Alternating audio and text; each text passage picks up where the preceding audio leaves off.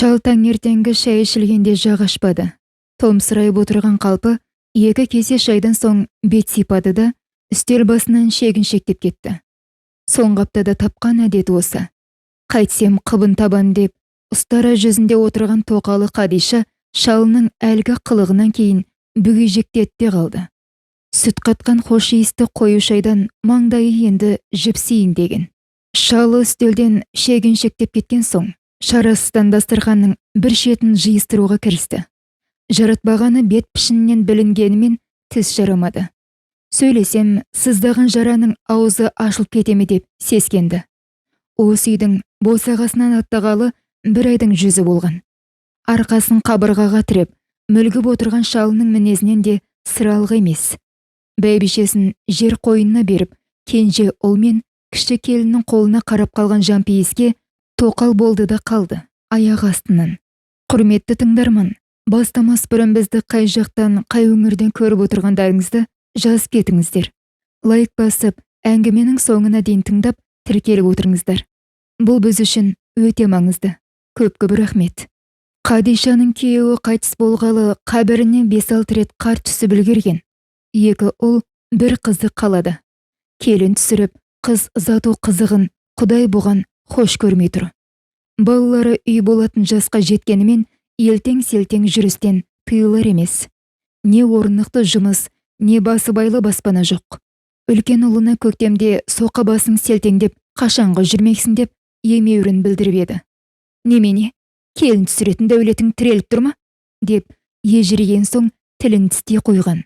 Күйеуі көз жұмғанда ұрпағының қызығына деп жиған азын-аулақ малда бір сыдырғы дүние мүлікте қалып еді. Аз ғана малды аузын арандай ашқан ауыр тұрмысы жұтса, киім киіле тозған. 50-ден енді асқан жасамыс әйел ерінің қара шаңырағында осылайша шықпа жаным шықпамен күнелтіп отырған.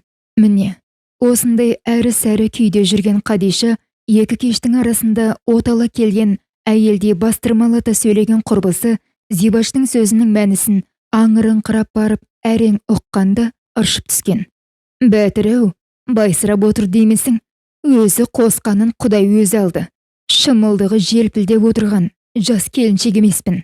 Анау сойдауылдай ұлдарымның бойжеткен қызының бетіне қалай қараймын? Деген Қадиша Зибаштың сөзінен ат-тонын алы қашқан. Алайда Зибашта қадалған жерінен қан алады екен. Бұрын сирек кіріп шығатын бұл үйдің есігін бермей қойды. Сырттай атастырып жүрген шалды айтқанда аузына жұқпай жесір әйелдің осал тұстарын дөп басып, іші бауырына жылан құрттай кіріп алды. Қадиша-ау, еріңнің артын 5-6 жыл күттің. Әруағы риза шығар. Бала дейтін балаларыңның сиқы анау, қолыңды жылы суға малып қоймас. Ендеше бетіңнің әрі таймай тұрғанда әлгі шалдың түп етегінен ұста. Оның да қартайып тұрған шамалы. 60-тың арғы бергі жағында бақуатты әрі дәулетті көрінеді. Балаларының бәрі орнын тапқан. Сенің ұл қызыңның аяғынан тұрып кетуіне көмектеспесе, салмағын түсірмейді. Деп мұны майшелектей айналдырып, құлағының етін жеумен болды. Жесір қауқарсыз әйел қорғансыз келеді.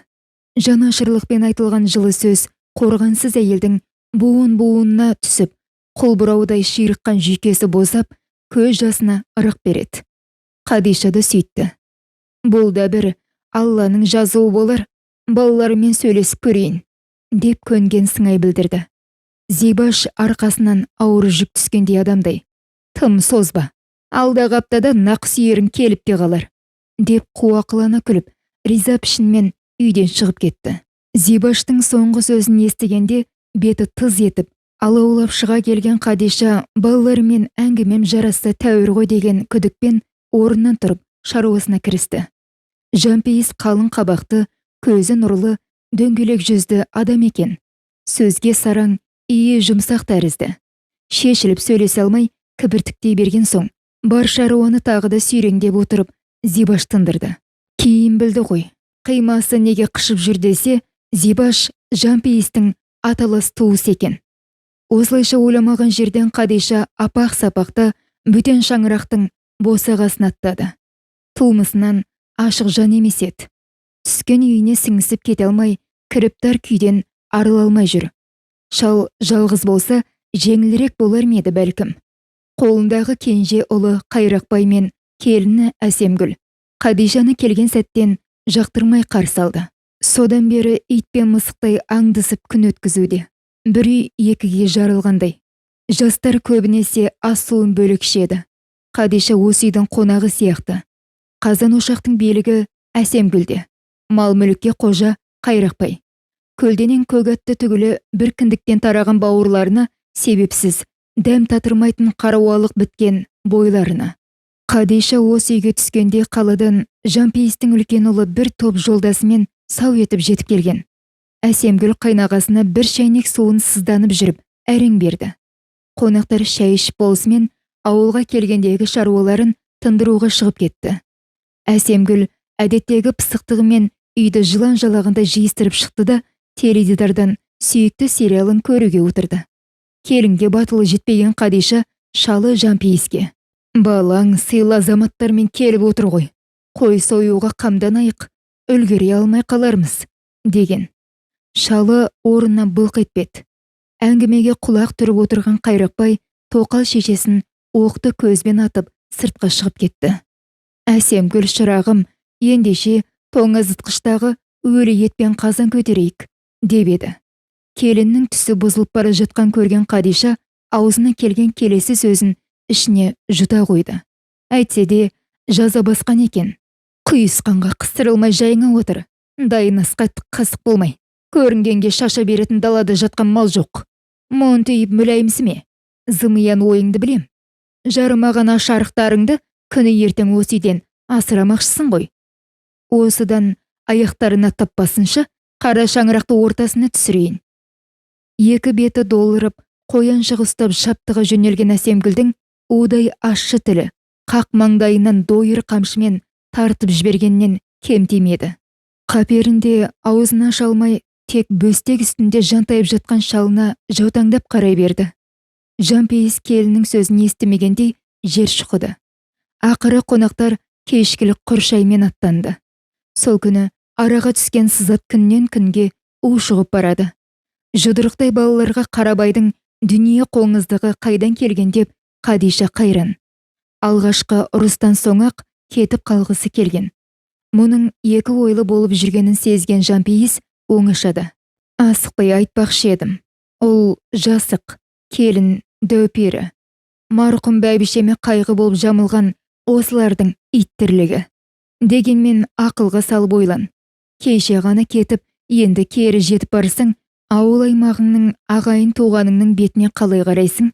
Мүмкін бір Алла жөнін беріп сыйысып кетерміз», деп Қадишаға басы сөз айтқан.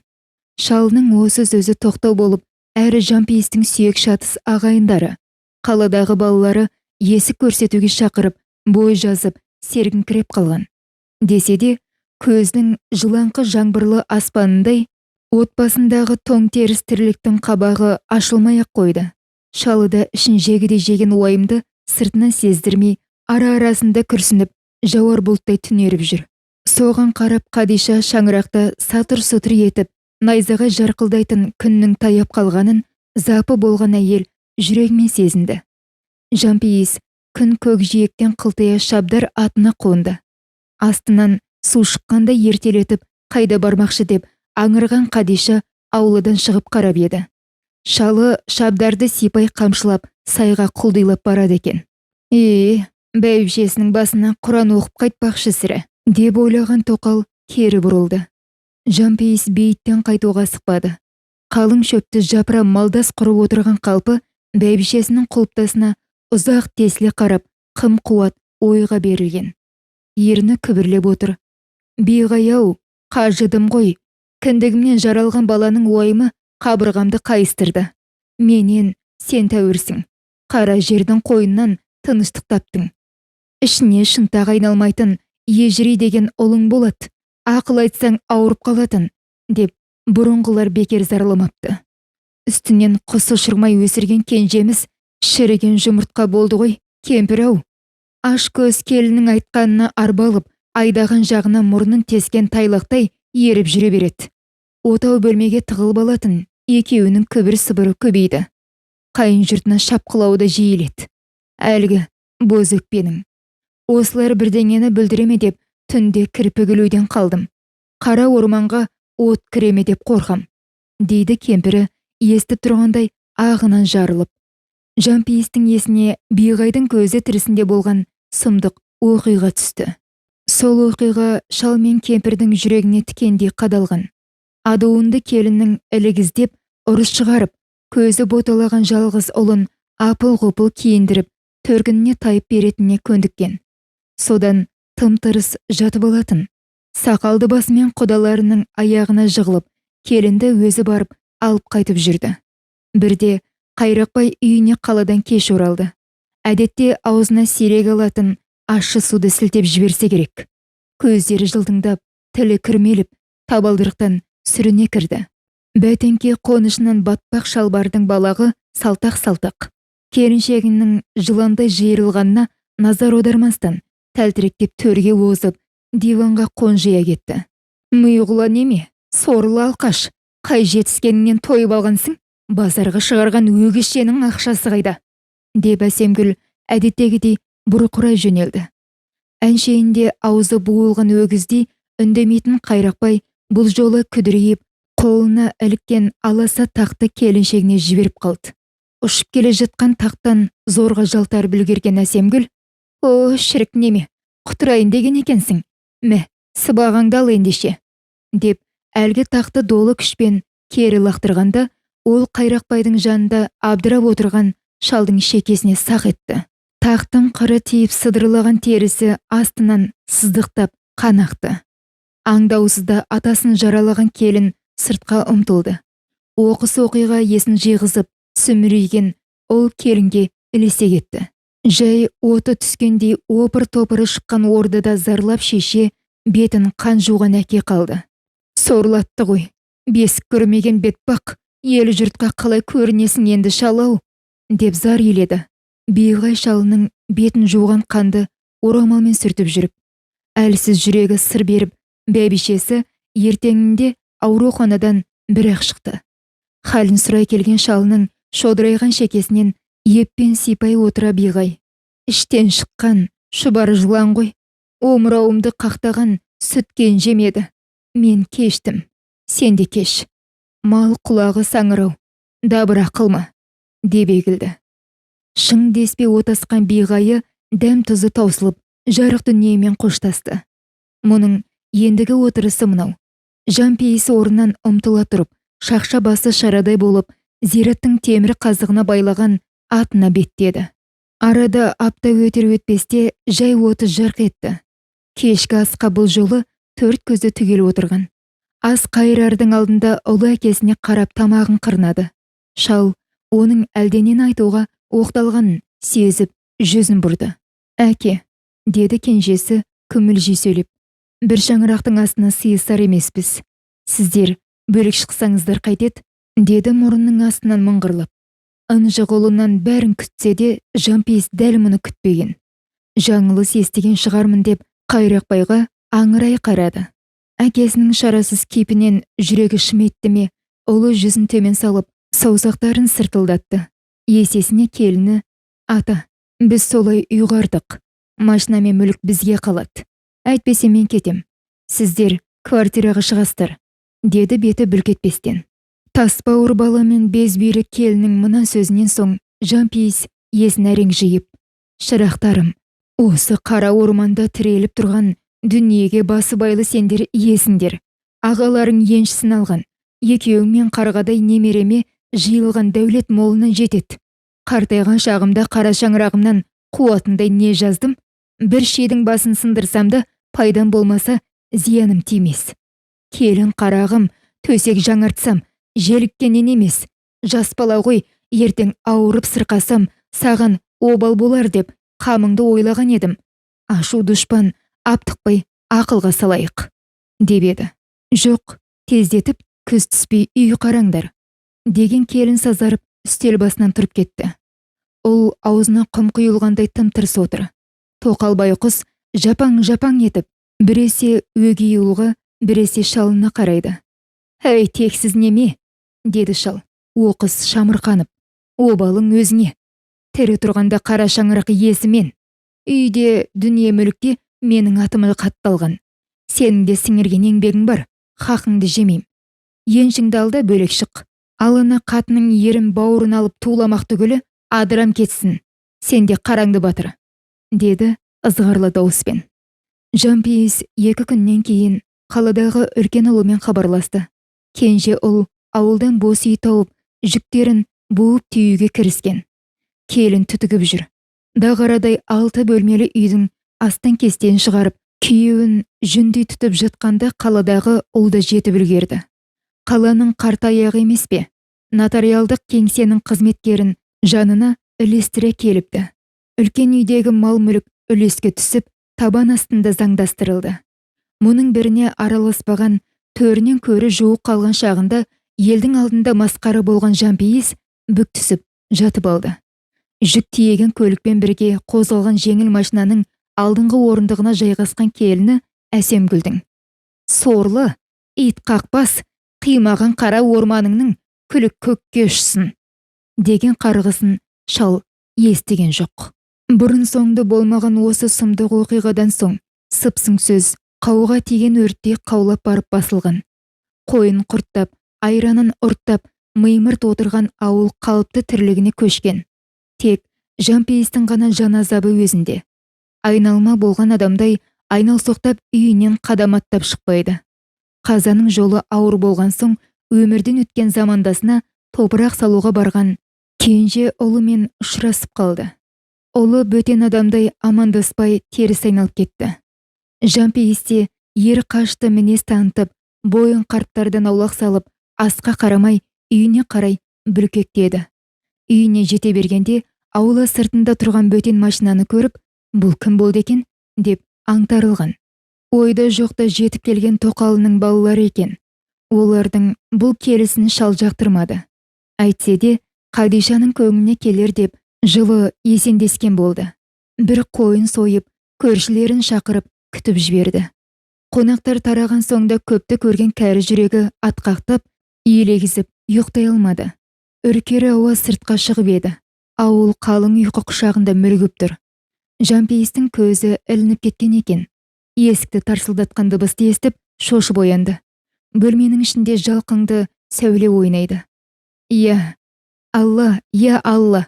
деп тілін кәлимаға әрең келтірген шал терезеге үңіліп еді, қора қопсысы лапылдап жанып жатыр. Шапанын желбегей жамыла сала сүрініп қабынып тысқа ұмтылды.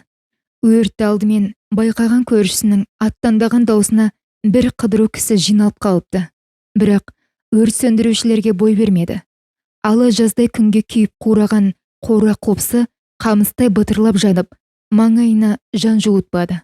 Жиналған жұрт жандалбаса қимылдап, әйтеуір оттың бетін үйге жеткізбей қайтарды. Қара қожалақ болған адамдар үйді үйіне тарағанда ала күйеуім деп таңдатқан. Үйге жалғаса салынған гараж жартылай жанса, қораның күлі ғана жатыр. Төңіректен қоңырсыған иіс шығады.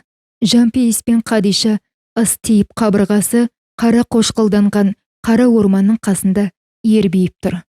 Шығыстан шұғыласын енді шашқан күнге масайраған шүйкімдей торғай шалдың төбесінен айнала ұшып шыр-пыр етеді. «Қайырымсыз бала, қайырсыз қара орман!» деп жүрегі қанжылап тұрған Жампейіске шүйкімдей торғай қатыгез баласының қылығына араша сұрап шырылдаған бәйбішесі биғайдың титімдей жаны секілденіп кетті. Ертеңінде дүрліккен ауылда өрт салған қайрақпа екен деген алып қашпа сөз желдей есті. Әңгімені тыңдағандарыңыз рахмет. Лайк басып, каналға тіркеліп, пікір қалдырыңыздар. Не ойлайтыныңызды жаза кетіңіздер. Көп-көп рахмет.